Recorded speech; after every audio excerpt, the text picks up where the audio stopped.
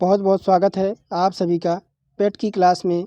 तो यहाँ पर बात करें साथियों, यहाँ पर यूपी ट्रिपल एस सी आयोग ने तो यूपी ट्रिपल एस सी यहाँ पर आयोग ने जो है आपका यूपी ट्रिपल एस सी के नाम से एक ऐप लॉन्च किया है। आप उस ऐप के माध्यम से जो आपका पेट का एग्ज़ाम है वहाँ पर सिटी और किसी तरीके का आपका लोकेशन वहाँ पर आप प्राप्त कर सकते हैं। और कोई भी आपकी असुविधा होती है तो उस ऐप में आपका निवारण दे रखा है। तो आप यूपी ट्रिपल एस सी का ऐप डाउनलोड कीजिए गूगल प्ले स्टोर पर, आपको आसानी से यह उपलब्ध मिलेगा। तो चलिए आज का हमारा जो सेट नंबर 9 है उसे हम शुरू करते हैं और पहले प्रश्न से देखेंगे, क्योंकि यहाँ पर हम कंप्लीट प्रैक्टिस सेट करेंगे, क्योंकि यहाँ पर जो है हमारे 100 क्वेश्चन आपके पीटी में पूछे जाने हैं। और पहला प्रश्न है यहाँ पर, कह रहा है निम्नलिखित में से कौन से यहाँ पर सुमिलित नहीं है। तो हड़प्पा के जो संबंध दे रखा है दयाराम साहनी, तो ये तो आपके सही हो जाएंगे, ये तो आपके जो है सही हो जाएंगे। यहाँ कह रहा है कि आपका सुमिलित नहीं है। लोथल के एस आर राव दे रखा है, ये भी सही हो जाएंगे। सुरकोटदा के आपके जेपी जोशी हो जाएंगे, ये भी सही है। लेकिन धौलावीरा के आपके जो है बीके थापड़ दे रखा है, ये आपके गलत हो जाएंगे। ये कौन हो जाएंगे? Doctor JP Joshi. कौन हो जाएंगे? Doctor JP Joshi. Doctor JP Joshi ने इन्होंने इसका उत्खनन किया था। और बात है ये आपका कब की? 1967 से 68 की यह बात है। और ये कौन थे डॉक्टर जेपी जोशी? तो जो ये कौन थे? ये भारतीय पुरातात्विक सर्वेक्षण विभाग के अधिकारी थे। तो यहाँ पर जो है हमारा डी विकल्प जो है यहाँ पर सम्मिलित नहीं होगा, क्योंकि यहाँ पर बीके थापड़ नहीं होंगे, ये होंगे डॉक्टर जेपी आपका जोशी, जो कि उन्होंने 1967 से 68 में आपका जो है इसकी खोज की थी। और ये आपके जो है पुरातात्विक विभाग के क्या थे? जो है अधिकारी थे। आइए आगे, दूसरा नंबर है, बौद्ध साहित्य में आपका थेरी गाथा निम्नलिखित में से किस निकाय से संबंध रखता है? तो ये आपके हैं खुद्दक निकाय से यहाँ पर जो है बौद्ध साहित्य में थेरी गाथा जो है यहाँ पर संबंध रखता है। तो यहाँ पर डी विकल्प हम राइट करेंगे। आइए आगे देखते हैं, तीसरा नंबर, शक विजेता किसे जाना जाता है? तीसरा नंबर प्रश्न है, और शक विजेता जो हम जानते हैं किसे? चंद्रगुप्त द्वितीय को। यहाँ पर कौन था? तो यहाँ पर चंद्रगुप्त द्वितीय को शक विजेता कहा जाता है, जिसने पश्चिमी तट पर निवास करने वाले शक जाति के विजय के उपरांत चंद्रगुप्त द्वितीय ने विक्रमादित्य की जो है उपाधि धारण की थी। तो यहाँ पर जो है सी विकल्प राइट करेंगे। आइए आगे देखते हैं, कह रहा दिल्ली के किस सुल्तान ने एक पृथक कृषि विभाग की स्थापना की थी और फसल चक्र की योजना बनाई थी? तो ये कौन था? तो साथियों मोहम्मद बिन तुगलक। कौन था? तो यहाँ पर मोहम्मद बिन तुगलक जो है आगे की सोच रखता था, जिसने सल्तनत काल के विकास के लिए जहाँ एक तरफ एक नई प्रयोग किया, वहीं प्रचलित पद्धतियों में आमूल जो है परिवर्तन भी किया। उसने एक पृथक कृषि विभाग दीवाने ए कोही, देखिए पूछा भी जाता है, यह दीवाने ए कोही किसने? तो मोहम्मद बिन तुगलक ने दीवाने ए कोही की स्थापना की थी और किसानों की सहायता के लिए जो है बहुत कम ब्याज पर वह ऋण और जो है उपलब्ध कराता था। आइए आगे हम देखेंगे पाँचवें नंबर में, 1857 की क्रांति के आरंभ के पूर्व निम्नलिखित में से कौन भारतीय सैनिकों पर आक्रोश का कारण नहीं था? तो यहाँ पर पाँचवा नंबर प्रश्न है। तो बात करेंगे, देखिए कह रहा कि भारतीय सैनिकों का वेतन कम था, तो ये तो सही है। और उनके पदोन्नति सूबेदारी के पद तक सीमित थी, ये भी सही है। और कह रहा है कि आपका आपत्तिजनक पशु की चर्बी से जो है चिकनी की गाय कारतूसें थी, तो ये भी सही है। सेना में गैर ब्राह्मणों की रसोइया के रूप में नियुक्ति, तो यहीं पर आपका ये सुमिलित नहीं है, विकल्प नंबर डी। यहाँ पर बात है आपकी 1857 की। इस विद्रोह के जो है भारतीय सैनिकों में आक्रोश की अगर बात करें तो भारतीय सैनिकों का जो है यहाँ पर वेतन कम होता था और उनके सूबेदारी के पद ही सीमित हुआ करते थे। और इसके अतिरिक्त जो है युद्ध में के लिए दूसरे देशों से भेजना पड़ता था और सैनिकों को निःशुल्क डाक सुविधा समाप्त कर दी गई थी। और आपत्तिजनक पशु की चर्बी से जो है चिकनी गई कारतूसें यहाँ पर मिलती थी। तो यहाँ पर जो है आपका डी विकल्प यहाँ पर हम सम्मिलित नहीं करेंगे और यही हमारा जो है करेक्ट हो जाएगा। आइए आगे देखेंगे, सिक्स नंबर, कह रहा भारतीय कांग्रेस कहाँ पर उदारवादी एवं उग्रवादी दो भागों में जो यहाँ पर विभाजित हो गई थी? तो कौन सा अधिवेशन था? तो यहाँ पर बात करेंगे, यह अधिवेशन की बात करेंगे, देखिए यह बात है आपकी 1907 की। कब की? 1907 की। और भारतीय राष्ट्र कांग्रेस का अधिवेशन जो आपका सूरत में हुआ था है। कहाँ पे होता है? सूरत में एक अधिवेशन हुआ था, जिसमें जो है कांग्रेस जो है एक नरम दल और गरम दल में नामक दो दलों में बट गई थी। और इसे सूरत विभाजन कहते हैं, जो कि 1907 के अधिवेशन की अध्यक्षता किसने की थी? तो यह किए थे रास बिहारी ने। इसकी अध्यक्षता की बात करें तो इसकी अध्यक्षता साथियों रास बिहारी ने किया था। और ये 23वां अधिवेशन था, पूछा भी जाता है। और ये 23वां अधिवेशन था। तो यहाँ पर देखिए आपका बनारस अधिवेशन, लाहौर अधिवेशन, कलकत्ता अधिवेशन और कराची अधिवेशन। इनमें से तो कोई नहीं है, क्योंकि आपका 1900 सूरत अधिवेशन था जिसमें राज बिहारी ने इसकी अध्यक्षता की थी, और ये 23वां अधिवेशन था। तो यहाँ पर हम ई विकल्प लगाएंगे, उपरोक्त में से कोई नहीं। आइए आगे देखेंगे। कह रहा है निम्नलिखित क्रांतिकारियों में से किसने 1932 के दीक्षांत समारोह में डिग्री प्राप्त करते हुए गवर्नर पर गोली चलाई थी। तो साथियों, अगर आपको लगता है कि मैं स्लो बोल रहा हूँ तो आप यहाँ पर जो है वीडियो की स्पीड बढ़ा सकते हैं। वीडियो की स्पीड बढ़ाकर आप कर सकते हैं, आप तो 1.5 पे कर लीजिए, चाहे आपका यहाँ पर आपका 1.25 पे कर लीजिए, तो आपको जो है अच्छा भी लगेगा। हो सकता है कि आपको लगे कि मैं धीरे बोल रहा हूँ, तो आप स्पीड यहाँ पर बढ़ा सकते हैं। और यहाँ पर अगर ईमानदारी से लाइक कीजिए, क्योंकि यहाँ पर बात करेंगे, अगर आपने ईमानदारी से लाइक किया, सब्सक्राइब किया, तो कहीं ना कहीं आप सिलेक्शन की ओर ईमानदारी से आप तैयारी करेंगे तो आप सिलेक्शन की ओर आगे बढ़ सकते हैं। क्योंकि यूपीट्रिपल से ही आपके अनेक तरह की वैकेंसी, जिसमें लोअर पीसीएस, लेखपाल, जूनियर स्टेनोग्राफर और वन दरोगा, ये इत्यादि पदों को आपको यहाँ पर आगे देखने को मिलेगा। और यूपीट्रिपल पेट आपका यहाँ पर आपके लिए बहुत इंपॉर्टेंट है 2025 का। तो चलिए यहाँ पर शुरू करते हैं आगे। 7 नंबर है, निम्नलिखित महिला क्रांतिकारियों में से किसने 1932 के दीक्षांत समारोह में डिग्री प्राप्त करते हुए गवर्नर पर गोली चलाई। तो यहाँ पर बात करेंगे साथियों, ये हो जाएंगी बीना दास। कौन हो जाएंगी? सूर्य सेन के नेतृत्व में क्रांतिकारी महिलाएं जो है क्रांतिकारियों को शरण देने से संदेश पहुँचाने और हथियारों को रक्षा करने का काम करती थी। और यहाँ पर जो है प्रीतिलता वादेदार ने जो है पहाड़तली यानी चटगांव में रेलवे इंस्टीट्यूट पर छापा मारा, इसी दौरान वह मारी गई। तो यहाँ पर जो है बीना दास हमारा जो है बिल्कुल करेक्ट हो जाएगा। आगे है, कह रहा है निम्नलिखित में से किसने सुभाष चंद्र बोस को भारतीय देशभक्ति की ज्वलित तलवार से यहाँ पर संबोधित किया है। तो किसने जो है सुभाष चंद्र बोस को जो है भारतीय देशभक्ति की ज्वलंत तलवार से संबोधित किया है? तो ऑप्शन तो आपको इधर देखने को मिलेगा साथियों। चलिए देखते हैं ऑप्शन किसने यह कहा था।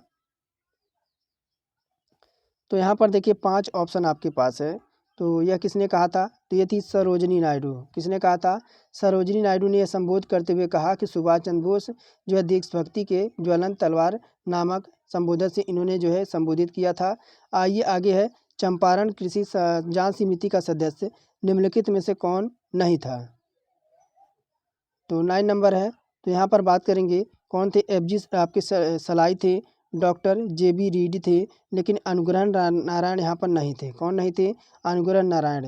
चंपारण के किसानों की दुर्दशा की जांच हेतु बिहार के लेफ्टिनेंट गवर्नर एडवर्ड गाइड द्वारा एफजी सलाई की अध्यक्षता में चंपारण कृषि जांच समिति का गठन किया गया था। इसकी सदस्यों में महात्मा गांधी, रायनी, डॉक्टर जीडी रेड्डी और एमई एटल टेबर और एलसी अडामी और हरिप्रसाद नारायण सिंह भी शामिल थे। लेकिन यहाँ पर अनुग्रह नारायण आपके नहीं शामिल थे। तो यही हमारा जो है सत्य हो जाएगा। और आगे देखिए, कह रहा है सुभाष चंद्र बोस के राजनीतिक गुरु कौन थे? तो देखिए सुभाष चंद्र यहाँ पर देखिए सीआर दास। कौन थे? सीआर दास। तो यहाँ पर बात करेंगे देशबंधु के उपनाम से प्रसिद्ध सीआर दास, जिन्हें चित्तरंजन दास को के नाम से जाना जाता है, और सुभाष चंद्र बोस अपना राजनीतिक गुरु मानते थे। और गोपाल कृष्ण गोखले किसके थे? गोपाल कृष्ण गोखले यहाँ पर जो थे, गोपाल कृष्ण गोखले, यह गांधी जी के जो है राजनीतिक गुरु थे। आइए आगे देखेंगे 11 नंबर, निम्नलिखित में से कौन सा स्थान भारत का ग्रीनविच कहा जाता है?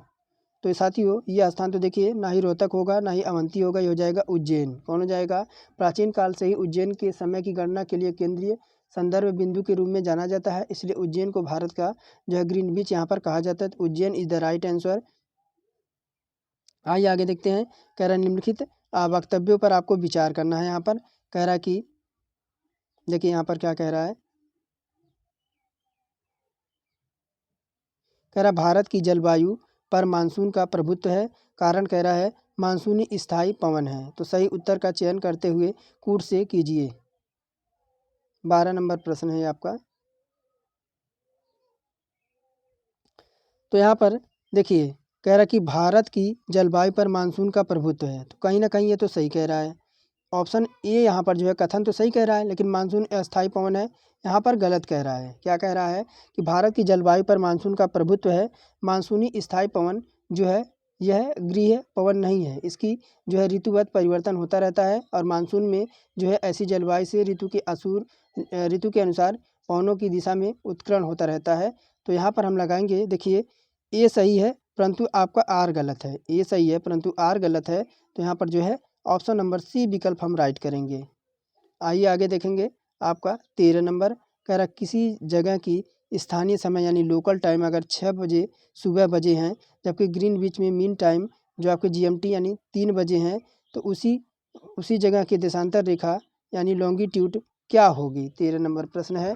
तो अगर किसी जगह का स्थानीय समय क्या है, सुबह के 6 बजे हैं, क्या है बजे हैं साथियों, सुबह के 6 बजे हैं यानी एएम हुए हैं, जबकि ग्रीनविच मीन टाइम जो आपका जीएमटी है, जीएमटी है आपका, अगर 3 बजे हैं, अगर 3 बजे हैं तो देशांतर रेखा 45 डिग्री पूर्व होगी। कहाँ पर होगी, देशांतर रेखा यहाँ पर 45 डिग्री आपकी पूर्व होगी, क्योंकि 15 क्या, तो यहाँ पर 15 जो आपकी देशांतर रेखाओं में 1 घंटा अंतर होता है, तो 3 घंटा अंतर होने के कारण इस दिशा में जो है 45 देशांतर होगा, तो यहाँ पर बी विकल्प हम राइट करेंगे। उम्मीद करता हूँ ये क्वेश्चन आपको समझ आया होगा।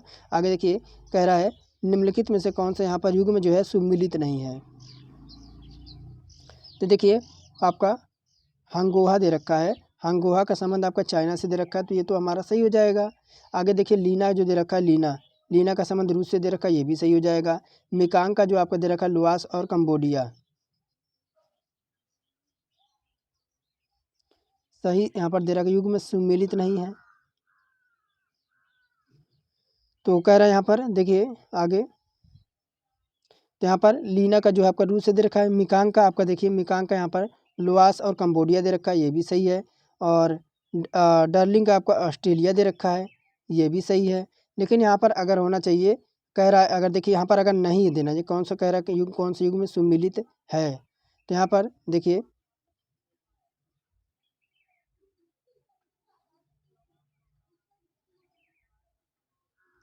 तो यहाँ पर देखिए ऑप्शन नंबर,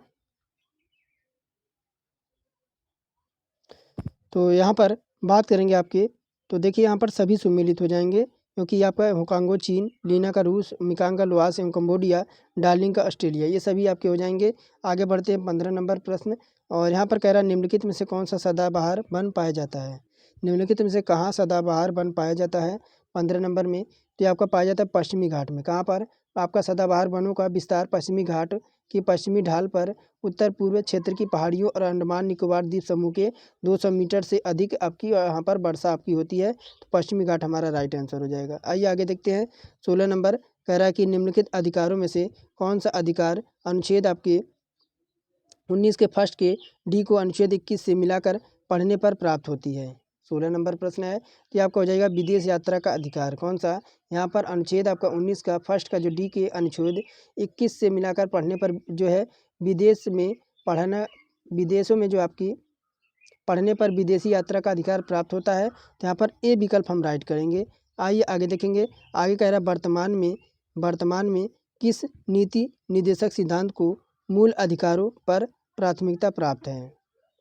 तो ये जो है साथियों कौन सा, तो केवल अनुच्छेद आपका 39 का व्यय और स में उल्लेखित नीति निदेशक सिद्धांतों को। तो यहाँ पर 39 का व्यय और 39 का स समाजवादी समाज की स्थापना की भारतीय संविधानों पर जो है उद्देश्य पर आधारित है, और इसी कारणवश इसे मूल अधिकारों से वरीयता प्रदान दी गई है। आइए आगे देखेंगे, कह रहा है निम्नलिखित में से कौन एक नए राज्यों के निर्माण के लिए संवैधानिक उपबंध नहीं है। तो ये साथियों है कि राज्य एक संघ और राज्य क्षेत्र शामिल कर सकेंगे। यहाँ पर जो है संविधान के अनुच्छेद 3 क्या कहता है, संविधान का अनुच्छेद 3 कहता है कि जो है संसद साधारण बहुमत से नए राज्य का गठन कर सकती है, राज्य की सीमा से क्षेत्र में परिवर्तन कर सकती है। यह और स्पष्ट करती है कि राज्य का क्षेत्र बढ़ाकर और क्षेत्र घटाकर एक ऐसी संघ सूची किसी भी राज्य में शामिल कर नए राज्य का निर्माण कर सकती है। तो यहाँ पर जो है बी आपका डी विकल्प 18 का राइट होगा। आइए आगे देखेंगे, कह रहा है निम्न में से कौन एक रीट न्यायालय में कार्यवाही लंबित होने की दशा में लागू की जा सकती है। तो ये कर सकती है कि उत्प्रेषण, क्या, तो यहाँ पर उत्प्रेषण का शताब्दिक अर्थ होता है प्रमाणित होना या सूचना देना। इसे उच्चतम या उच्च न्यायालय द्वारा अधीनस्थ न्यायालयों में कार्यवाही लंबित होने की दशा में लागू की जाती है। तो आपका उत्प्रेषण जिसका अर्थ होता है आपका प्रमाणित होना या सूचना देना। आइए आगे बढ़ते हैं, कह रहा है कि उत्तर प्रदेश में किस नगर का मेयर है। उत्तर प्रदेश में किसी नगर का मेयर क्या होता है, तो यहाँ पर 20 नंबर की बात करेंगे, तो यहाँ पर देखिए, तो नगर का प्रथम नागरिक होता है, तो ये तो सही कह रहा है। फिर कह रहा है नगर निगम का पदेन सदस्य होता है, ये भी सही कह रहा है। फिर कह रहा है कार्यकारिणी समिति का पदेन सभापति होता है, ये भी सही कह रहा है। चौथा कह रहा है कार्यपालक मशीनरी का पूर्ण नियंत्रक करता है, तो ये तो हमारा गलत हो जाएगा। तो यहाँ पर ऑप्शन नंबर बी हम लगाएंगे। नगर का जो है प्रथम नागरिक होता है और नगर निगम का पदेन सदस्य होता है और कार्यकारिणी समिति का पदेन सभापति होता है। तो यहाँ पर जो है बी ऑप्शन हमारा पहला, दूसरा, तीसरा यहाँ पर करेक्ट हो जाएंगे। आइए 21 नंबर की ओर बढ़ते हैं। और 21 नंबर यहाँ पे कह रहा है कि साबुन के बुलबुले में रंग पैदा होने की घटना का कारण क्या है। तो इसका कारण होता है आपका व्यतिकरण के कारण। किसके कारण? यहाँ पर साबुन के बुलबुले में रंग पैदा होने का कारण है व्यतिकरण। व्यतिकरण वह प्रक्रिया होती है जिसमें समान आवृत्ति के दो प्रकाश तरंगें किसी माध्यम में एक ही दिशा में गमन करती हैं और उनके जो है अध्यारोपण के फलस्वरूप जो है प्रकाश की तीव्रता में परिवर्तन हो जाता है। और 22 नंबर है, भारत के प्रथम परमाणु रिएक्टर का नाम क्या है। तो यहाँ पर जो है आपका उसका नाम है अप्सरा। क्या नाम है साथियों? भारत का प्रथम परमाणु रिएक्टर अप्सरा है, जिसकी शुरुआत की बात करें तो जिसकी शुरुआत आपकी 4 अगस्त है। कब?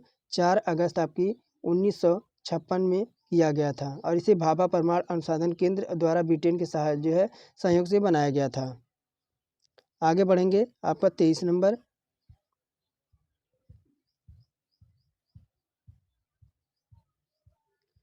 आगे यहाँ पर 23 नंबर कह रहा है पीतल एक मिश्र धातु किसकी है। पीतल यहाँ पर एक मिश्र धातु है। तो पीतल जो आपकी होती है वह तांबा और जस्ते की मिश्र धातु होती है। जो दो या दो से अधिक धातुओं को जब अधिक धातु एक अधातु के समांगी मिश्रण को मिश्र धातु कहते हैं। पीतल मिश्र धातु तांबा जस्ते की। तो यहाँ पर अगर बात करें तो यहाँ पर आपका तांबा और जस्ता जो है करेक्ट हो जाएगा। आगे देखते हैं, कह रहा है कि मानव शरीर में सबसे छोटी ग्रंथि यहाँ पर कौन सी है। मानव शरीर में सबसे छोटी ग्रंथि यहाँ पर कौन सी है 24 नंबर में। तो साथियों ये हो जाएगी पिट्यूटरी ग्रंथि। कौन सी? यहाँ पर पिट्यूटरी ग्रंथि जो कपाल की सिम्फनाइड अस्थि के सर्टलेट्सिका नामक गर्त में स्थित होती है और ये एक छोटी जो है अस्थि होती है, आपकी ग्रंथि होती है। तो यहाँ पर डी विकल्प राइट होगा। आगे है प्रकाश संश्लेषण प्रक्रिया के लिए निम्नलिखित में से किसकी उपस्थिति आवश्यक नहीं है। प्रकाश संश्लेषण के लिए किसकी जो है यहाँ पर जो है भागीदारी की आवश्यकता नहीं है। तो यहाँ पर बात करेंगे ऑक्सीजन की। किसकी? ऑक्सीजन की यहाँ पर जो है कोई भूमिका ना रहे तभी आपका जो है प्रकाश संश्लेषण की क्रिया होती रहती है। तो यहाँ पर जो है बी विकल्प हमारा ऑक्सीजन की कोई ज़रूरत यहाँ पर नहीं है। आगे बढ़ेंगे, कह रहा कि दुर्गापुर भिलाई राउरकेला स्टील संयंत्र स्थापित किए गए थे। तो ये किए गए थे द्वितीय पंचवर्षीय योजना में। कब किए गए थे? तो राउरकेला भिलाई और आपका दुर्गापुर स्टील संयंत्र की स्थापना द्वितीय पंचवर्षीय योजना के दौरान की गई थी। राउरकेला जर्मनी के सहयोग से, दुर्गापुर पश्चिम बंगाल ब्रिटेन के सहयोग से और भिलाई इस्पात संयंत्र रूस के सहयोग से जो है स्थापित किया गया था। आगे बढ़ेंगे, भारत में निर्धनता यानी गरीबी के स्तर का आकलन किया जाता है। 27 नंबर मोस्ट इंपॉर्टेंट क्वेश्चन साथियों। तो यहाँ पर बात करेंगे 27 नंबर प्रश्न की। यह आकलन किया जाता है आपका कब? तो परिवार के उपभोग व्यय के आधार पर। क्या किया जाता है?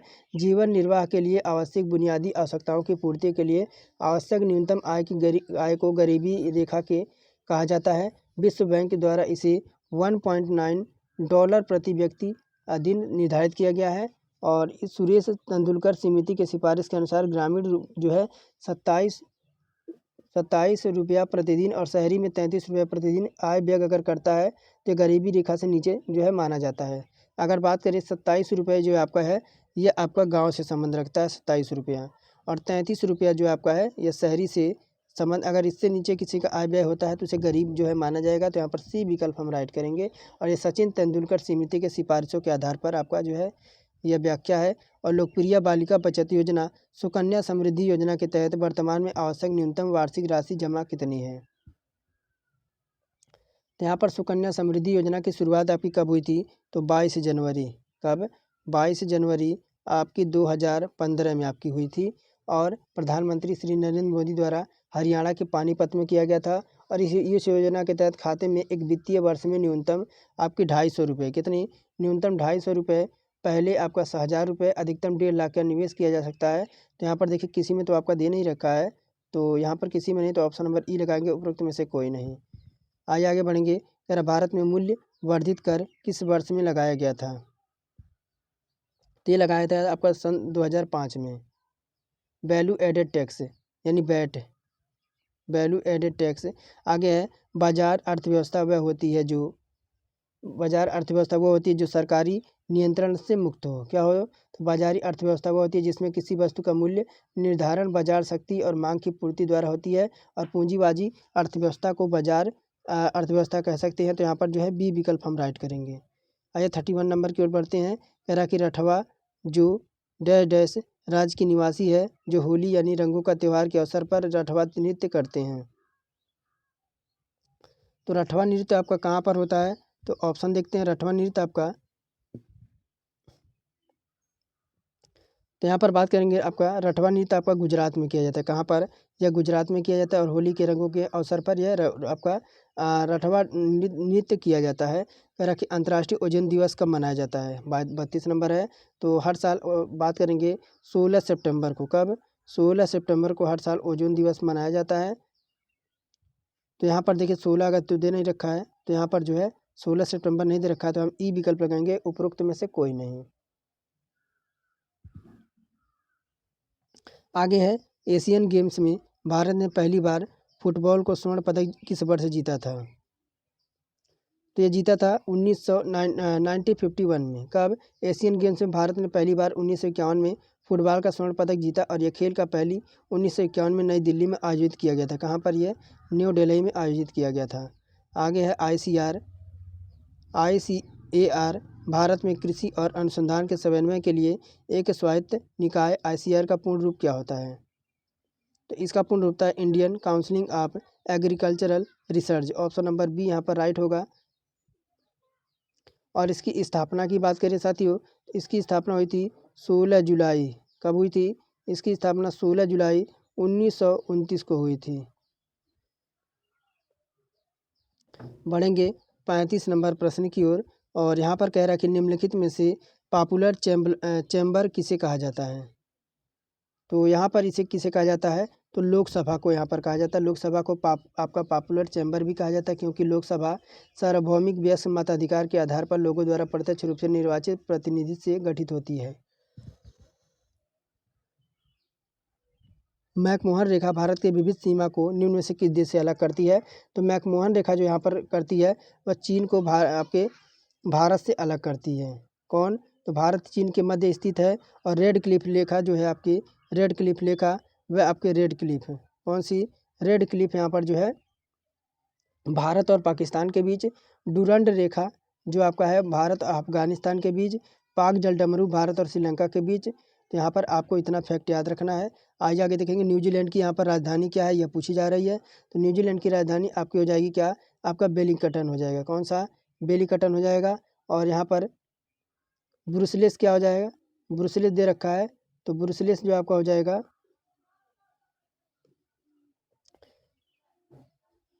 अंकारा। देखिए अंकारा किस देश की राजधानी है? तो आपकी तुर्की की। किसकी?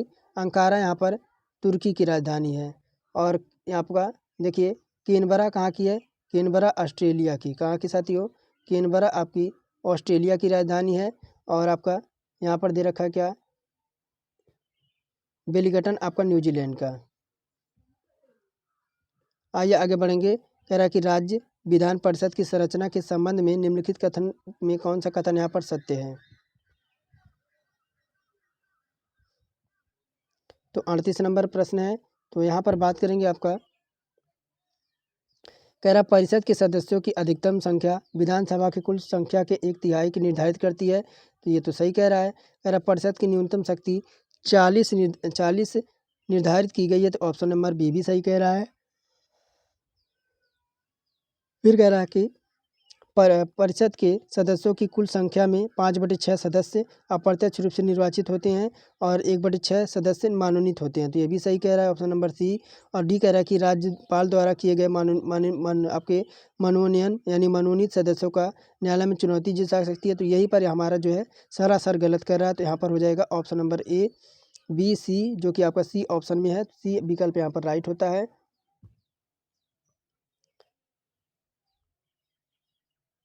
आइए आगे बढ़ते हैं आपका 39 नंबर प्रश्न की ओर।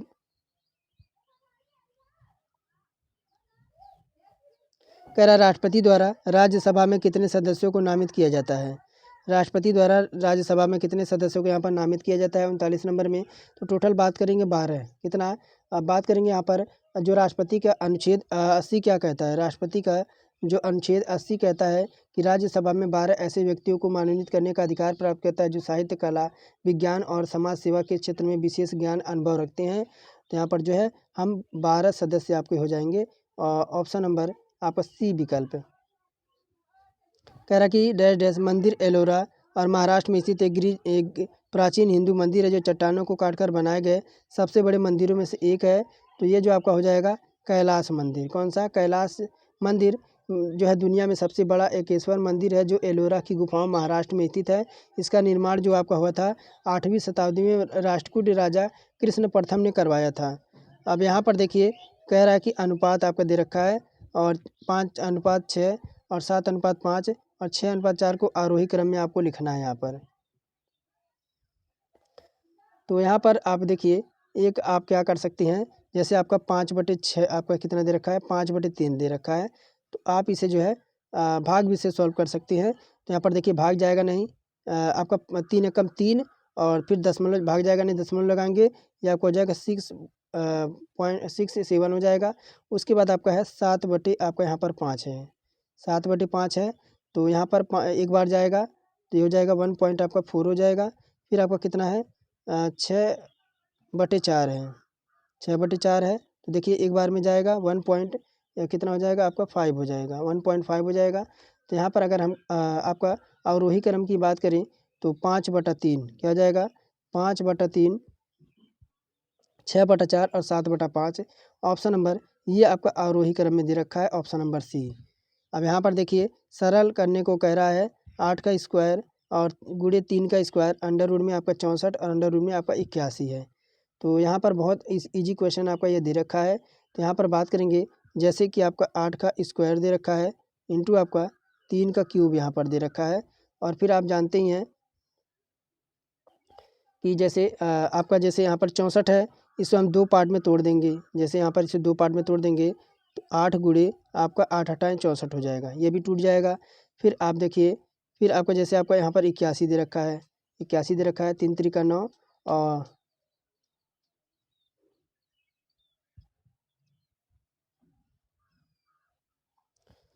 तो यहाँ आप सब जानते हैं कि आपका 64 जो होता है वह क्या होता है, तो 8 का आपका स्क्वायर होता है, 8×8 64। तो यहाँ पर फिर देखिए आपका जैसे आप यहाँ पर 81 दे रखा है, ये आपका 9 का स्क्वायर होता है, 9 9 81। तो अब देखिए यहाँ पर क्या हो जाएगा, अब देखिए यहाँ पर क्या हो जाएगा, जैसे आपका 8 का स्क्वायर है, इसको हम 2 बार में, जैसे 8 का स्क्वायर है तो यहाँ पर इसे 2 बार लिख देंगे इंटू, और आपका 3 का क्यूब दे रखा है, इसे 3 बार लिख लेंगे, 3 बार इसे लिख लेंगे। और नीचे आपका देखिए क्या है, नीचे आपका है 8 इंटू आपका 9 है। तो यहाँ पर देखिए 2 बार 3 है और इसे आपका 9 खत्म हो जाएगा, 8 से आपका 8 खत्म हो जाएगा। तो यहाँ पर बचा क्या, 8 और गुणे आपका 3 बचा, और यहाँ पर हो जाएगा आपका 24 यानी 24 हो जाएगा, जो कि ऑप्शन नंबर ए में दे रखा है। यह क्वेश्चन आपको समझ आया होगा उम्मीद करता हूँ। आगे देखिए कुछ नहीं करना था इस क्वेश्चन में, कह रहा 5 मैचों में एक बैट्समैन द्वारा बनाए गए रनों का जो औसत आपका 125 दे रखा है। कह रहा 5 मैचों में दे रखा है ना, 125 औसत दे रखा है। कह रहा पहले 2 मैचों में उसके द्वारा बनाए गए रनों का औसत आपका 150 है, अंतिम 2 मैचों में बनाए गए रनों का औसत 110 है। बैट्समैन द्वारा तीसरे मैच में कितने रन बनाए गए थे।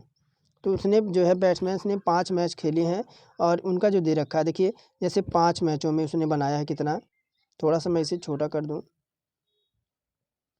अब देखिए यहाँ पर कह रहा कि जैसे 5 मैचों में उसने कितना बनाया है, 5 मैचों में उसने बनाया 125 और इसका 125 आपका 5। तो इसका 125 में 5 मल्टीप्लाई करेंगे तो आपका हो जाएगा 625 हो जाएगा, 625। और पहले 2 मैच में कितना, पहले यहाँ पर पहले 2 मैचों में उसने बनाया है कितना, तो यहाँ पर आपका 150 गुणे कर देंगे 2, तो ये कितना आ जाएगा आपका 300 आ जाएगा, 300 आ जाएगा। फिर कह रहा है अंतिम 2 मैचों में कुल रन कितना हो जाएगा, तो अंतिम 2 मैचों का जो आपका स्कोर था 110 था। कितना, अंतिम जो 2 मैचों का स्कोर उसका था, अंतिम 2 मैचों का, तो यहाँ पर हो जाएगा आपका 110 गुणे 2, तो ये आपका हो जाएगा 220। 220 हो जाएगा। अब देखिए यहाँ पर जैसे कि यहाँ पर 625 आया, 625 आया, और यहाँ पर आपका जैसे इसे आपका जैसे 625 आया, 300 और आपका कितना है 200 आपका 21, ये कितना हो जाएगा, तो ये आपका हो जाएगा 520। कितना हो जाएगा 520। तो यहाँ पर इसे माइनस कर दें, 625 से 520 जाएगा, तो 105 रन का आपका जो है यहाँ पर उसका औसत आ जाएगा। 105 रन का यहाँ पर औसत आ जाएगा। लेकिन देखिए यहाँ पर तो किसी में दे नहीं रखा है, तो यहाँ पर किसी में उसका दे नहीं रखा है, तो यहाँ पर क्या करेंगे, उपरोक्त में से कोई नहीं, ई विकल्प हम यहाँ पर लगाएंगे। आइए आगे बढ़ते हैं। कह रहा कि एक नाव धारा, देखिए कह रहा है यहाँ पर एक नाव की धारा जो है 35 किलोमीटर की दूरी 5 घंटों में तय करती है और 7 घंटों में वापस लौटती है, तो शांत जल की नाव गति क्या होगी। तो यहाँ पर देखिए धारा की दिशा की नाव की चाल, धारा की दिशा में अगर बात करेंगे, जैसे धारा की दिशा में अगर जो है नाव की चाल की बात करें, तो ये आपका 35 किलोमीटर की जो है चाल चल रही है किसमें, तो आपके 5 के घंटों में, तो ये आपका हो जाएगा 7 पच्चे 35, आपका 7 आ गया। फिर नाव के विपरीत दिशा में, किसकी, नाव के विपरीत दिशा में, नाव के विपरीत दिशा में इसकी चाल कितनी है, तो कह रहा है कि आपका 7 घंटों में वापस आ रही है, तो 7 घंटों में वह वापस आ रही है, तो 7 पच्चे 35 से आपकी 5 हो जाएगी। अब शांत जल में नाव की धारा निकालेंगे, तो 7 + 5 और बटे आपका कितना हो जाएगा 2, तो यहाँ पर 7 × 5 = 12 बटे का आपका 2 हो जाएगा, आपका कितना आ जाएगा 6 किलोमीटर प्रति आपका आवर्स हो जाएगा। यहाँ पर ऑप्शन नंबर ए विकल्प यहाँ पर राइट होता है साथियों। उम्मीद करता हूँ ये क्वेश्चन आपको समझ आएगा, क्योंकि आपके धारा के साथ चल रही है, तो आपकी 35 किलोमीटर में जो आपका है 5 घंटे का समय ले रहा है। अगर नाव के विपरीत दिशा में चल रही है, तो उसको 2 घंटा ज़्यादा समय लग रहा है, तो यहाँ पर 7 से काटेंगे तो आपका 5 बन जाएगा, दोनों को जोड़कर यहाँ पर 2 से डिवाइड कर देंगे। आइए आगे देखते हैं। यदि संठी अपने मासिक वेतन का 50% भोजन पर खर्चा करता है और 20% किराए पर खर्च करता है, बाकी उसके बाद 1500 रुपये बचत करता है, तो उसकी मासिक वेतन यहाँ पर कितनी होगी। संठी है, तो मान लेंगे उसकी मासिक वेतन, किसकी, संठी की यहाँ पर मासिक वेतन, संठी का जो मासिक वेतन है वह मान लेंगे x रुपया है, x रुपया है। कुल खर्च उसका कितना है, कुल खर्च संठी का कुल खर्च कितना है, तो वहाँ पहले वह 50% आपका जो है भोजन पे खर्चा करता है, यहाँ पर 50% वह भोजन पे खर्चा करता है। फिर कह रहा है 20% किराए पर खर्चा है, तो यहाँ पर उसका टोटल खर्चा कितना है, तो यहाँ पर 70% उसका खर्चा है। बचत उसका कितना है, तो देखिए 100 में से अगर वह 70% खर्च कर देता है, तो उसके पास 30% जो है यहाँ पर बचत उसका पास उसका 30% यहाँ पर बचत हो जाता है। तो हम क्या करेंगे, चूँकि x का मान यहाँ पर निकालेंगे, तो यहाँ पर x × 30% वो बचत करता है किस पे, 100 पे, और उसका टोटल 1500 रुपये की बचत है, 1500 यहाँ पर हो जाएगा। तो यहाँ पर देखिए यहाँ पर क्या हो जाएगा, तो यहाँ पर 2 शून्य से 2 शून्य काट दें, तो यहाँ पर 15,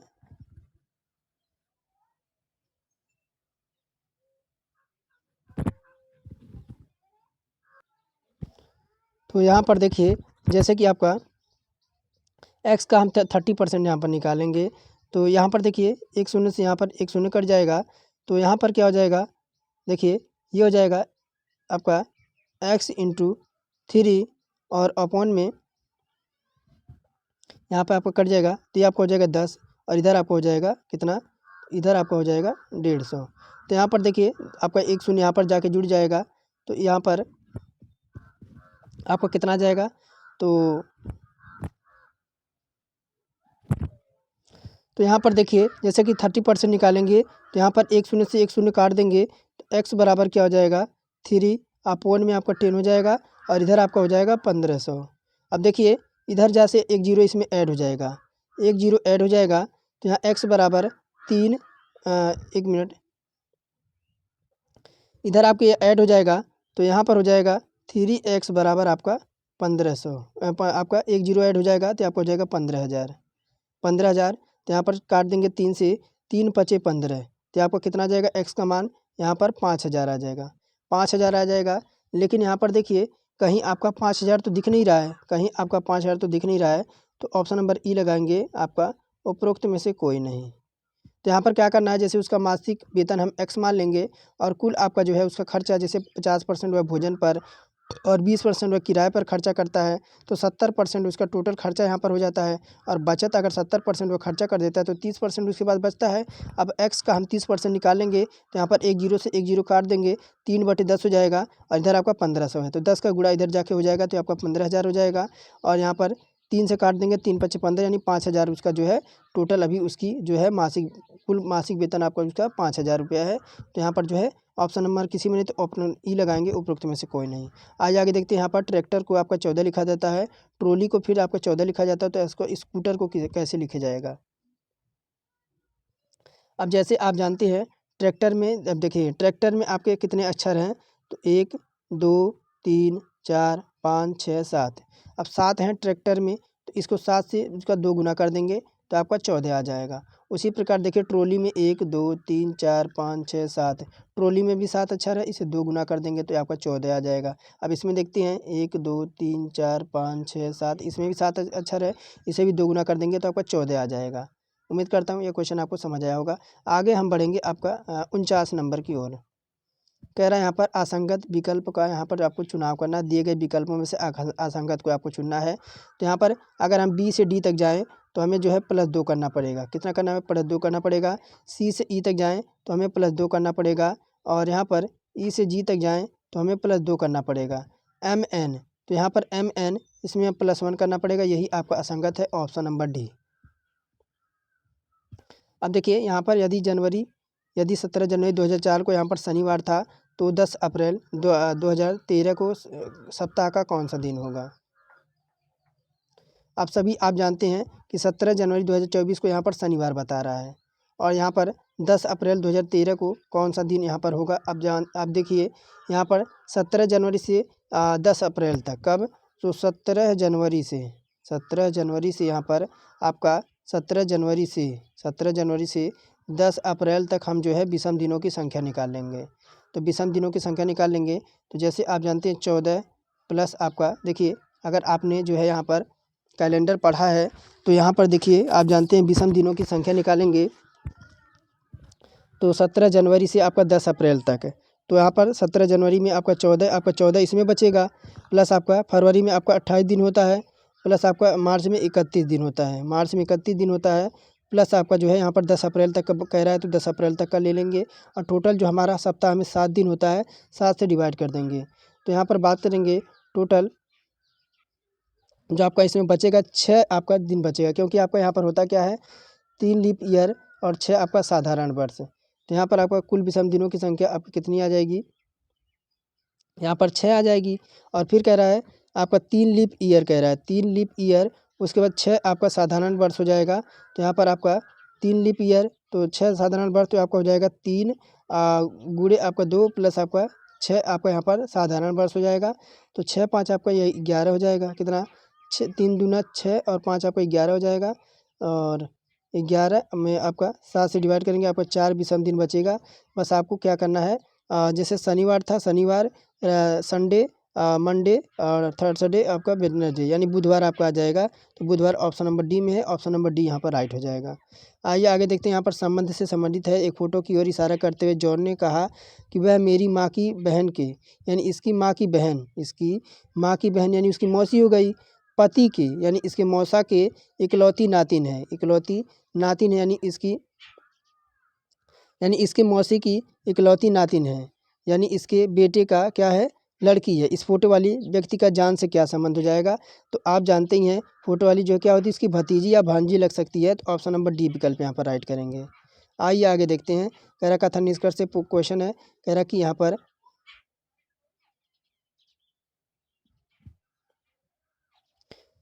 कह रहा कथन थोड़ा सा छोटा कर दूं।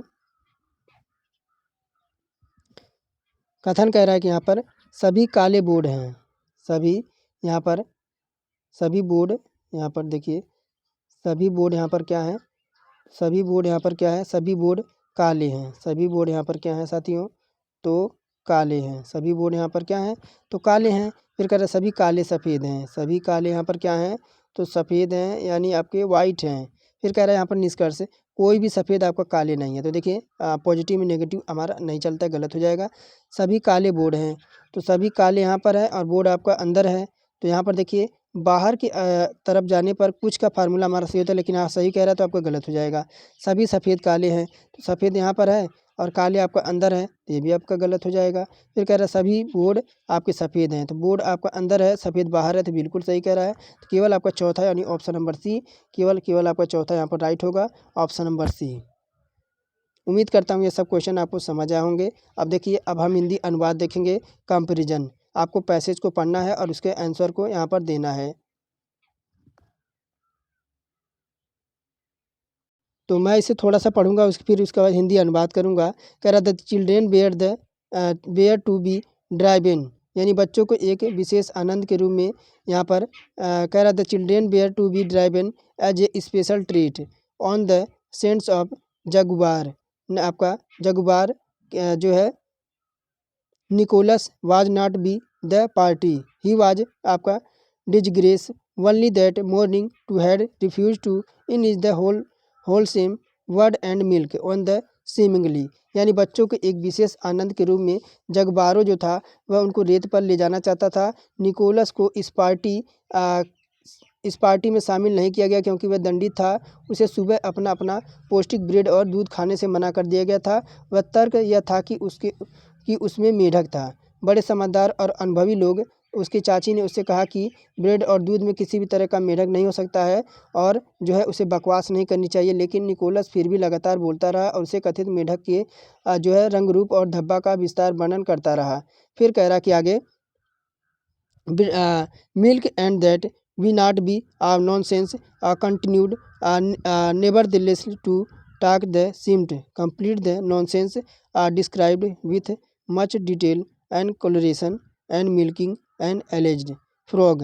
फिर आगे कह रहा है फ्रॉग द आपका dramatic party of instant was the there really was a frog a nation's pageant to bread and milk we had put there himself to felt entailed and known something about it in the shape of talking from garden and aga putting into a bowl of wholesome bread and milk was enjoyed at the great length, but the fact and stood out cleared whole affair presented itself to the mind of Nicholas was the older, wiser and better people had been proved the आपका profoundly in error। आगे फिर देखिए आगे क्या कह रहा है।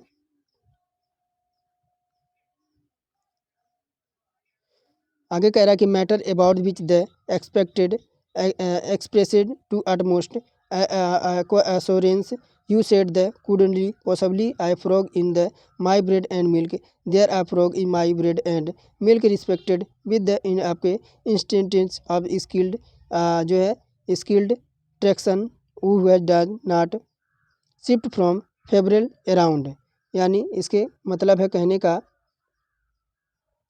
कि देखिए कह रहा कि वह लगातार बोलता रहा, उसे कथित मेढक के रंग रूप और धब्बों का विस्तार करता रहा। घटना का नाटकीय हिस्सा था कि सचमुच निकोलस के ब्रेड और दूध के कटोरे में एक मेढक था। दरअसल उसे उसने खुद ही डाला था, इसलिए उसे अच्छी तरह से जानकारी थी। बगीचे में एक मेढक पकड़कर ब्रेड और दूध के कटोरे में डालना जरूर एक बड़ा अपराध माना गया। इस पर मामले में सबसे महत्वपूर्ण तथ्य निकलता है कि समझदार और अनुभवी लोग जो है गलत साबित होते हैं। तो अब देखिए हमने हिंदी अनुवाद कर दिया। What was the aunt trying to tell Nicholas, यानी कह रहा कि चाची जो है निकोलस को क्या बताना चाहती थी। चाची जो है निकोलस को क्या बताना चाहती थी, तो देखिए यहाँ पर that should be have intent to bread and milk, वह कह रही थी कि उसे दूध ब्रेड और जो है उसे ब्रेड और दूध खा लेना चाहिए। चाची क्या बताना चाहती थी, that should have eaten to bread and milk, यानी उसे जो है ब्रेड और दूध खा लेना चाहिए था। चाची यही बताने की कोशिश कर रही थी। तो ऑप्शन नंबर यहाँ पर सी विकल्प राइट होता है। आइए आगे देखते हैं। कह रहा है 52 नंबर में कि वाट इज द आपसे excuse did Nations given for the not eating his bread and milk, यानी कह रहा है आपका जो है निकोलस ने ब्रेड और दूध खाने का क्यों बहाना बनाया। कह रहा निकोलस ने ब्रेड और दूध ना खाने का बहाना क्यों बनाया, क्योंकि जो है there was a frog in it, यानी क्योंकि उसमें मेढक था। निकोलस ने ब्रेड और दूध खाने से क्यों मना बहाना बनाया यहाँ पर, क्योंकि उसमें जो है मेढक था। ऑप्शन नंबर ए, जो क्योंकि उसने खुद डाला था इसमें। सिलेक्ट द आपका मिसस्पेल्ड वर्ड, यहाँ पर आपको क्या बताना है, तो यहाँ पर आपको गलत वर्तनी वाला शब्द का चयन करना है। तो यहाँ पर देखिए आपका ऑप्शन नंबर बी आपका एफिलिएटेड दे रखा है, ये आपका यहाँ पर गलत हो जाएगा। क्यों? क्योंकि यहाँ पर आपका सही अगर बात करिए आपका होता है ए डबल एफ, यहाँ पर होता है ए डबल एफ, आपका ILIATE होता है, AFFILIAT होता है, जिसका अर्थ यहाँ पर क्या होता है, सही वर्तनी आपका होता है। तो ऑप्शन नंबर बी यहाँ पर जो है आपका रंग हो जाएगा, क्योंकि यहाँ पर डबल एफ आपका हो जाएगा। एडजन आपका सही है, एंटीक्विड आपका सही है, इनिमेशियल भी आपका सही है। आइए आगे देखते हैं। कह रहा select the most appropriate question, fill the blanks. यहाँ पर आप खाली स्थानों को आपको जो है भरना है। कह रहा कि यहाँ पर I am dot dot regular reader of them things of India. तो यहाँ पर आपका क्या होना चाहिए कि यहाँ पर जो है आई lost my purpose between must the. तो यहाँ पर देखिए ऑप्शन नंबर यहाँ पर ए होगा कि आपका I am a regular reader of the Times of India. Option number A विकल्प यहाँ पर राइट होगा आपका। ऑप्शन नंबर ए यहाँ पर भरा जाएगा, यहाँ पर ए आएगा और यहाँ पर आपका द आएगा। चलिए आगे देखते हैं 55 नंबर की ओर।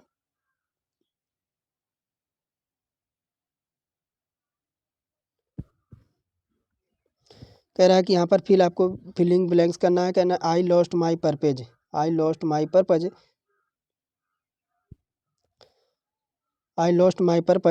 That between my house and the metro station, यानी यहाँ पर बता रहा है।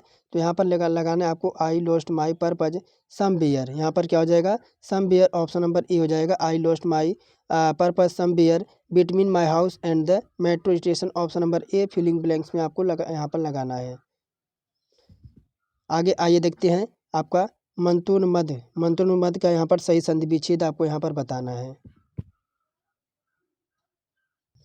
मधोन्मद का सही संधि विच्छेद क्या हो जाएगा, यहाँ पर मधोन्मद की बात करें तो इसका होता है साथियों मद प्लस आपका यहाँ पर उन्मत आपका हो जाएगा, जो देखिए आपका ऑप्शन नंबर सी विकल्प में दे रखा है। अगर इसमें आपसे कोई संधि पूछे तो इसमें जो आपकी संधि हो जाएगी वह गुण संधि हो जाएगी। आगे कह रहा किस युग्म का विलोम शुद्ध रूप आपका नहीं है। यहाँ पर कह रहा कि किस युग्म का विलोम शुद्ध रूप आपका नहीं है 57 नंबर में। तो यहाँ पर देखिए, तो यहाँ पर संधि का विग्रह होता है, आदर्य का अनुदर्य होता है, श्वास का निश्वास होता है, उत्कर्ष का अपकर्ष होता है। आपका सही है। तो कह रहा है यहाँ पर सभी आपके सम्मिलित है, उपरोक्त में से आपका कोई इसमें जो है शुद्धि नहीं है। तो ऑप्शन नंबर यहाँ पर ई विकल्प लगाएंगे, क्योंकि यहाँ पर उपरोक्त में से कोई आपका जो है आपकी अशुद्धि नहीं है। तो यहाँ पर ई विकल्प लगाएंगे। आगे देखिए कह रहा है किस विकल्प में शब्द युग्म का अर्थ भेद सही नहीं है। यहाँ पर शब्द युग्म दे रखा है, इधर आपका अर्थ और भेद दे रखा है। अनिल और अनल, तो आपका अनिल और अनल यहाँ पर आपका हवा का होता है। तो यहाँ पर तो आपका ये सही कह रहा है। एक अंश और एक अंश, एक अंश का अर्थ होता है हिस्सा और दूसरे का अर्थ होता है कंधा, ये भी सही है। अपेक्षा और उपेक्षा, एक का अपेक्षा का अर्थ होता है आशा और उपेक्षा का अर्थ होता है निरादर, ये भी सही है। आपका अवलंबन और आपका अविलंबन, तो यहाँ पर देखिए, तो यहाँ पर जो आपका गलत हो जाएगा ये डी विकल्प यहाँ पर गलत हो जाएगा। अवलंबन और अविलंबन, तो एक का अर्थ होता है सहारा, क्या होता है यहाँ पर, एक का अर्थ होता है यहाँ पर सहारा और दूसरे का होता है अविलंबन यानी तुरंत। तो यहाँ पर जो है डी विकल्प में हमारी त्रुटि है, ये आपका सही नहीं है। आइए आगे बढ़ेंगे आपका 59 नंबर की ओर। कह रहा कलभ का अर्थ क्या होता है, कलभ। तो यहाँ पर 59 में कलभ का अर्थ क्या होता है, तो देखिए कलभ का अर्थ यहाँ पर होता है क्या, तो हाथी का बच्चा, क्या होता है यहाँ पर, हाथी का बच्चा। और भैंस के बच्चे को क्या कहते हैं यहाँ पर, भैंस के बच्चे को यहाँ पर हम कटडा कहते हैं। क्या, भैंस के बच्चे को हम क्या है, कटडा कहते हैं। क्या कहते हैं यहाँ पर साथियों, कटडा कहते हैं। यहाँ पर भैंस के बच्चे को हम कटडा कहते हैं। फिर आगे देखेंगे यहाँ पर कह रहा कुत्ते का बच्चे को क्या कहेंगे, हाथी के बच्चे को हम यहाँ पर कलभ कह दिए। तो यहाँ पर भैंस के बच्चे को हम कटडा कह दिए। और मुर्गी के बच्चे को क्या कहेंगे, मुर्गी के बच्चे को हम चूजा कहते हैं। क्या कहते हैं यहाँ पर, आप सभी जानते हैं कि मुर्गी के बच्चे को यहाँ पर चूजा कहा जाता है। और कुत्ते के बच्चे को यहाँ पर क्या कहा जाता है, कुत्ते के बच्चे को हम पिल्ला कहते हैं। क्या कहते हैं, पिल्ला कहते हैं, पिल्ला, देहात में पिल्ला बोलते हैं ना। तो यहाँ पर जो है कल्प का जो है अर्थ हो जाएगा हाथी का बच्चा। आइए आगे देखते हैं। कह रहा जनता में सरकार का पतन नेताओं को अलग अलग मत होने से हुआ है और वाक्यांश में रेखांकित अर्थ के लिए सही मुहावरा होगा। जनता में सरकार का पतन नेताओं के अलग अलग मत होने से हुआ है, वाक्य में रेखांकित अर्थ के लिए सही मुहावरा आपका क्या होगा? तो सही मुहावरा ढाक के 3 पात, तो ये आपका होगा नहीं, क्योंकि 1.5 चावल की खिचड़ी पकाना, ये आपका हो जाएगा यहाँ पर 1.5 चावल की खिचड़ी पकाना। तो यहाँ पर देखिए ऑप्शन नंबर बी यहाँ पर राइट हो जाएगा। लेकिन यहाँ पर दे रखा है ढाक के 3 पात, इसका अर्थ क्या होता है? ढाक के 3 पात का अर्थ होता है सदा एक सा बना रहना। और यहाँ पर दे रखा है आपका ताली एक हाथ से नहीं बजती, इसका अर्थ क्या होता है? इसका अर्थ होता है झगड़ा एक से नहीं होता है। और फिर कह रहा है टेढ़ी उंगली से घी नहीं निकलता है, इसका अर्थ होता है आसानी से काम नहीं होता है। तो सारे ऑप्शन आपको समझ आ गए। अब हम बढ़ेंगे। देखिए अब यहाँ पर ध्यानपूर्वक आपको अनुच्छेद पढ़ना है और 61 से 65 तक आपको प्रश्नों का उत्तर देना है। तो यहाँ पर आपको जो है जानते हैं कि आपको 10 नंबर यहाँ से आपको फिक्स मिलेंगे। आपका हिंदी में 2 अनुच्छेद आपसे पूछे जाएंगे। तो कह रहा सच्ची मित्रता जितनी बहुमूल्य होती है उसे बनाए रखना भी उतना ही कठिन है। इस मित्रता के स्थिर और दृढ़ रखने के लिए सबसे महत्वपूर्ण आवश्यक तत्व है सहिष्णुता और उदारता। प्रत्येक व्यक्ति में कुछ न कुछ कर्मी रहती ही है और पूर्ण निर्दोष और सर्वगुण संपन्न व्यक्ति कोई भी नहीं होता। अतः मित्र के अवगुणों पर ध्यान नहीं देना चाहिए। दोष दर्शन और एक दूसरे पर आपके छींटाकशी से मित्रता में दरार पैदा होने का भय बना रहता है। आज आपका भौतिकवादी युग है। इस युग में सच्चे मित्र का मिलना वैसे भी कठिन है। अधिकतर मित्र अपना उल्लू सीधा करने के लिए मित्रता का स्वांग रचते हैं और क्या करते हैं और अपना काम बना जाने के बाद अंगूठा दिखाकर चलते बनते हैं। ऐसे मित्र सब सामने प्रिय बोलते हैं लेकिन पीछे आपके विष वमन करते हैं। और शास्त्रों का मत है कि ऐसे मित्र मुख पर अमृत वाले विष से भरे घट के समान त्याज्य हैं। रामचरितमानस में कहा गया है कि जय न मित्र दुख होई दुखारी तिनहि बिलोकत पादक भारी। अब हमने यहाँ पर तो अनुच्छेद देख लिया। अब हम अनुच्छेद से बनने वाले प्रश्न देखेंगे। कह रहा कैसे मित्र जो हैं विष से भरे घट के समान त्याज्य होते हैं। तो आपने गद्यांश पढ़ा है, तो जो समान प्रिय, जो आपके सामने आपके अच्छे बोलते हैं यानी प्रिय बोलते हैं, लेकिन आपके पीठ पीछे विष के समान आपकी बातें करते हैं, ऐसे मित्र आपके त्याज्य के समान हैं। ऐसे मित्र से ना आप दोस्ती कीजिए ना उनके साथ रहिए, क्योंकि आपके दुख के सिवा आपको कभी सुख नहीं दे सकते हैं। तो यहाँ पर चलिए आगे बढ़ते हैं। कह रहा विष वमन शब्द का यहाँ पर समास क्या होता है? यहाँ तो आपका समास हो जाएगा तत्पुरुष। विष समन में तत्पुरुष समास होगा। और विष समन का अर्थ होता है उगलना या कटु बातें करना, यानी कटु बातें करना या विष उगलने की बात कही जा रही है, तो यहाँ पर जो है तत्पुरुष समास हो जाएगा। और 63 नंबर है। कह रहे यहाँ पर पातक शब्द का निम्नलिखित में से कौन सा शब्द होता है? पातक शब्द का विलोम निम्नलिखित में से कौन सा शब्द है पातक का? तो पातक का यहाँ पर देखिए, पातक का तो ना ही पतित होता है, ना ही उपकार होगा, ना ही अपराध होगा, ना ही पाप होगा। पातक का जो आपका विलोम होगा वह पुण्य होगा। यहाँ पर पुण्य होगा, तो किसी में नहीं दे रखा, तो उपरोक्त में से आपका कोई नहीं यहाँ पर लगाएंगे। आइए हम आगे बढ़ते हैं आपका 64 नंबर की ओर। उम्मीद करता हूँ यह सब क्वेश्चन आपको समझ आ रहा होगा और आपको अच्छा अगर लग रहा हो तो ज़रूर जो है ईमानदारी से चैनल को सब्सक्राइब करें और यहाँ पर बेल आइकन प्रेस कर लें सभी अपडेट पाने के लिए। आगे है मित्रता को स्थिर और दृढ़ रखने के लिए डैश डैश सबसे महत्वपूर्ण आवश्यक तत्व है। उपरोक्त शब्दों में से आपको वाक्य पूरा करना है। तो उधार लेना उधार देना, उधार लेना उधार देना तो क्या हो सकता है? नहीं हो सकता है। कह रहा समय पर सहायता ना करना, तो ऐसा भी नहीं हो सकता है। सहिष्णुता और उदारवाद, यहाँ पर ऑप्शन नंबर सी हो जाएगा कि दिए गए वाक्य में मित्रता को स्थिर और दृढ़ बनाए रखने के लिए आपको सहिष्णुता और उदारवादी सबसे महत्वपूर्ण और आवश्यक तत्व है। तो यहाँ पर जो है सी विकल्प हम राइट करेंगे। आइए इस गद्यांश का लास्ट प्रश्न देखेंगे, फिर हम अगला यहाँ पर अनुच्छेद पढ़ेंगे। कह रहा किस कारण से मित्रता में दरार पैदा होने का भय बना रहता है? 65 नंबर है। तो आप सभी जानते हैं कि दोष दर्शन और एक दूसरे पर छींटाकशी से यहाँ पर मित्रता में जो है दरार पैदा हो जाती है। तो हमें ऐसा नहीं करना है। ऑप्शन नंबर ए राइट होगा। अब आइए देखिए दूसरा अनुच्छेद पढ़ेंगे 66 से 70 नंबर। 66 से 70 यानी यहाँ पर 4 आपका नंबर है। कह रहा कि एकता के महत्व से संबंधित अनेक लोकोक्तियाँ प्रचलित हैं, यथा दास की लाठी एक का बोझा, अकेला चना भार नहीं फोड़ सकता इत्यादि। एक तिनके की क्या हस्ती, लेकिन जब वह तिनका संगठित होकर रस्सी बन जाता तब इससे बलशाली हाथी भी बांधा जा सकता है।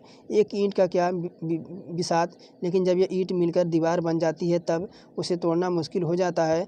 एक बूंद जल का क्या अस्तित्व, लेकिन जब यह इस बूंद को मिल से सागर का निर्माण हो जाता है उसे लांघना दुष्कर हो जाता है। एक चींटी की क्या औकात, लेकिन जब ये चींटियों का एक साथ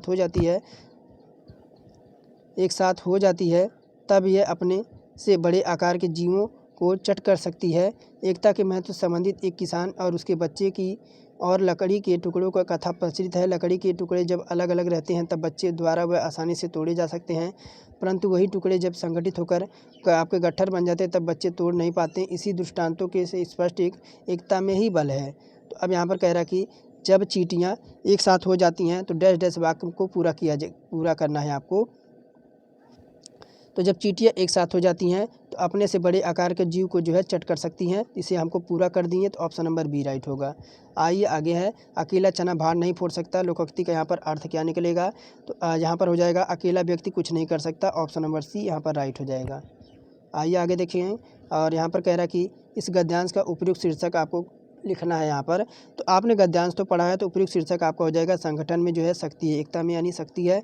और आगे है क्या कह रहा है कि तिनके की क्या विशेषता है। यहाँ पर तिनके की यहाँ पर विशेषता पूछी जा रही है साथियों।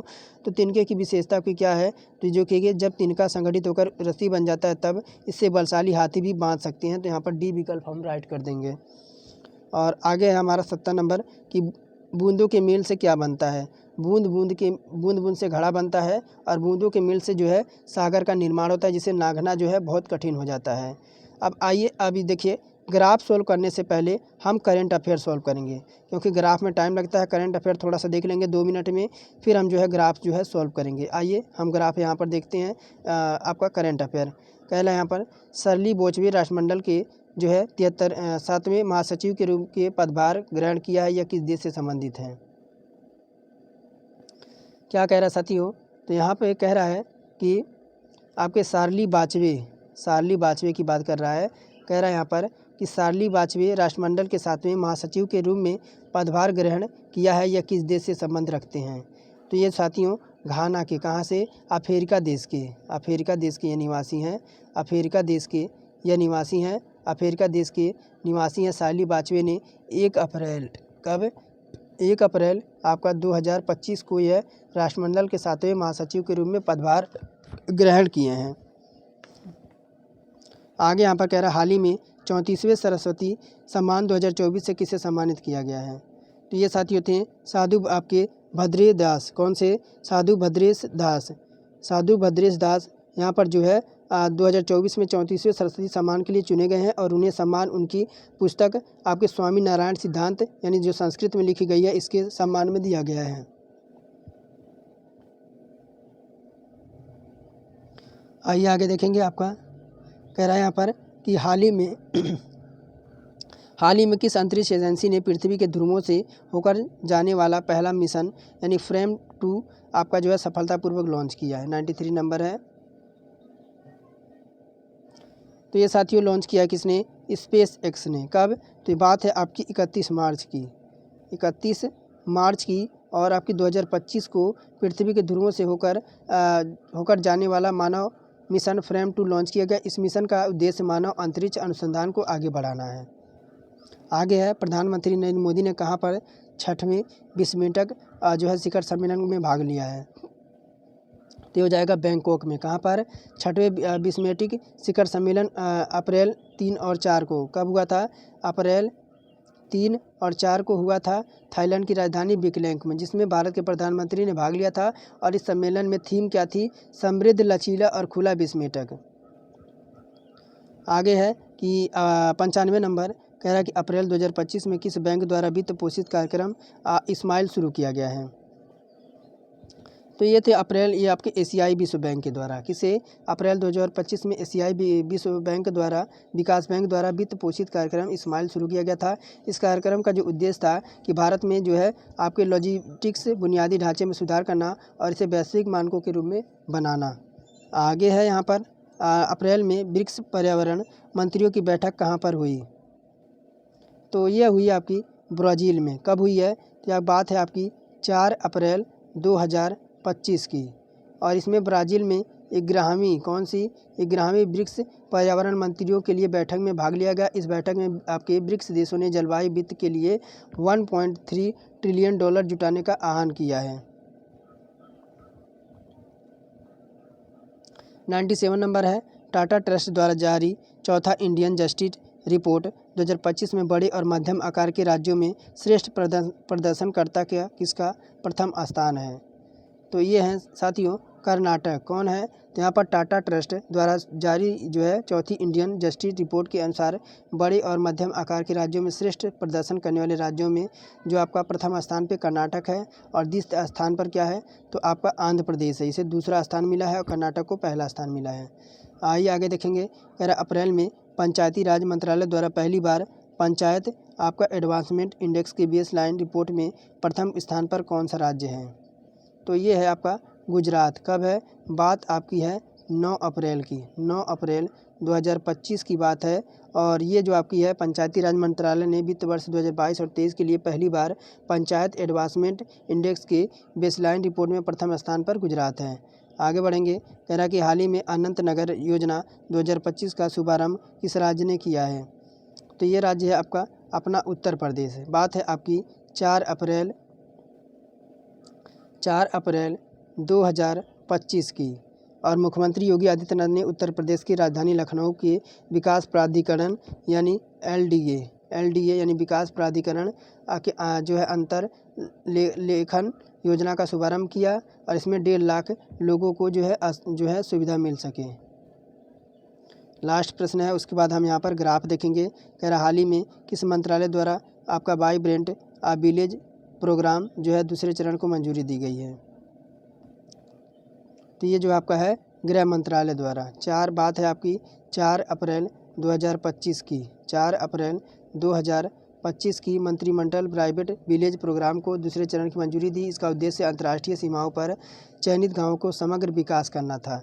अब आइए हम यहाँ पर जो है ग्राफ देखेंगे। अब देखिए, कह रहा कि निम्नलिखित बार ग्राफ का अध्ययन करें और प्रश्नों का उत्तर दें। बार ग्राफ में 1975 से 1987 तक मुद्रास्फीति के वार्षिक दर यहाँ पर प्रतिशत में दी गया है, यानी 71 से 75 तक आप यहाँ पर आपको उत्तर देना है। तो चलिए यहाँ पर देखिए क्या कह रहा है। कह रहा है यहाँ पर कह रहा है कि वर्ष 1975 से 1987 के बीच तीसरी दुनिया के देशों में मुद्रास्फीति दर में लगभग कितनी वृद्धि हुई है, तो बात है आपकी 1975 से 1975 की बात की जा रहा है। आप ये देखिए, आपका खाली वाला जो बॉक्स है ये 1975 है और जो आपका ब्लैक वाला यानी डार्क वाला है ये जो आपका है ये आपका 1987 वाला है। तो कह रहा है यहाँ वर्ष 1975 से 1987 तक तीसरा दुनिया के देशों में मुद्रास्फीति दर में लगभग कितनी वृद्धि हुई है। तो यहाँ पर बात करेंगे।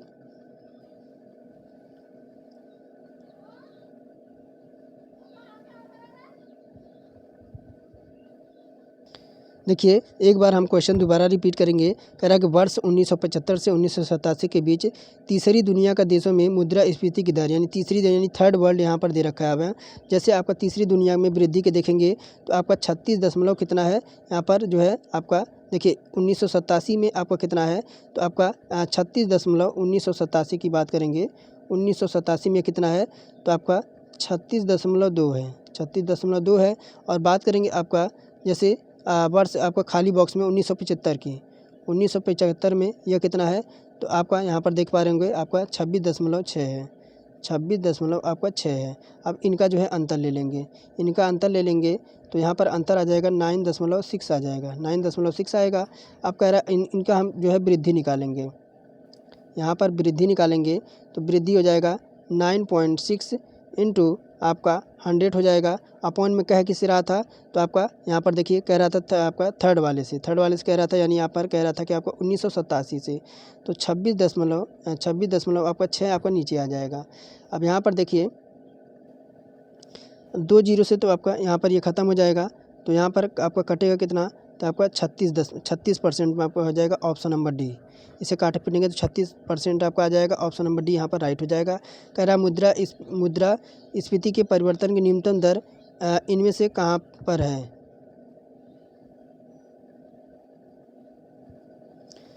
तो यहाँ पर देखिए कह रहा मुद्रा स्फीति के परिवर्तन के न्यूनतम दर इनमें से कहाँ पर थी। तो यहाँ पर मुद्रा स्फीति का जो आपका इन्फ्लेशन के परिवर्तन की दर निकालेंगे तो आपका 16 में से माइनस करेंगे 14.6, तो ये आपका हो जाएगा 1.4 है, 1.4 है।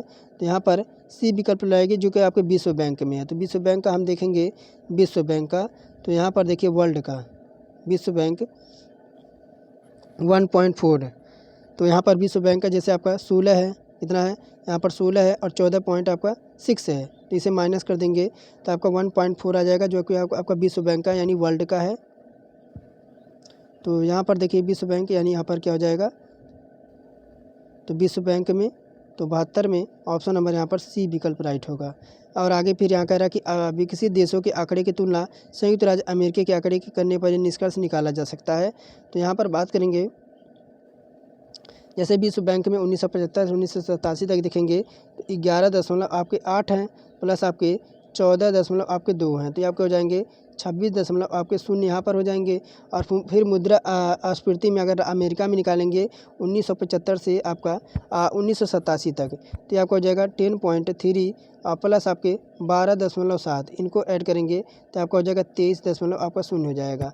तो यहाँ पर यह निष्कर्ष निकाल सकते हैं कि संयुक्त राज्य अमेरिका की मुद्रास्फीति बेहतर नियंत्रण था। तो यहाँ पर जो है ऑप्शन नंबर ए राइट कर देंगे। आपको क्या करना है, अगर क्वेश्चन नहीं समझ आ रहा है तो आपको जो है ग्राफ की एक बार फ़ोटो खींचकर फिर आपको यहाँ पर क्वेश्चन जो है सॉल्व करना है। आइए आगे देखेंगे।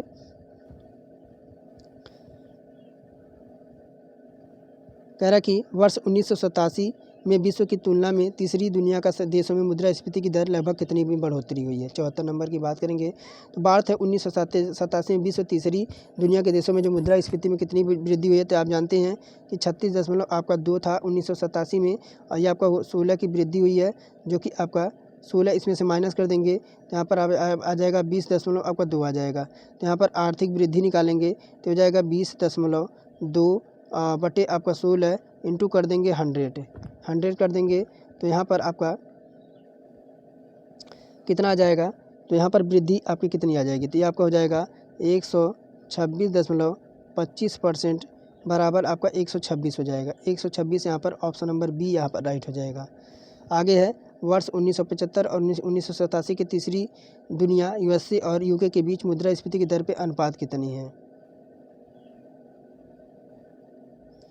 तो यहाँ वर्ष दुनिया जैसे तीसरी यूएसए और किसके बीच कह रहा है, यूएसए और यूके के बीच, यूएसए और यूके के बीच यहाँ पर अनुपात पूछ रहा है। तो यहाँ पर देखिए, तो यहाँ पर आप देख लीजिएगा इसको, क्योंकि यहाँ पर हम जो है नेक्स्ट यहाँ पर ग्राफ देखते हैं। कह रहा ग्राफ के अध्ययन कीजिए और निम्नलिखित प्रश्नों का उत्तर दीजिए। कह रहा कि यहाँ पर देखिए, कह रहा कि विविध मदों पर कितने % राशि खर्ची हुई है। विविध मतों पर जैसे आपकी कितनी % की यहाँ पर राशि खर्ची हुई है 76 नंबर में।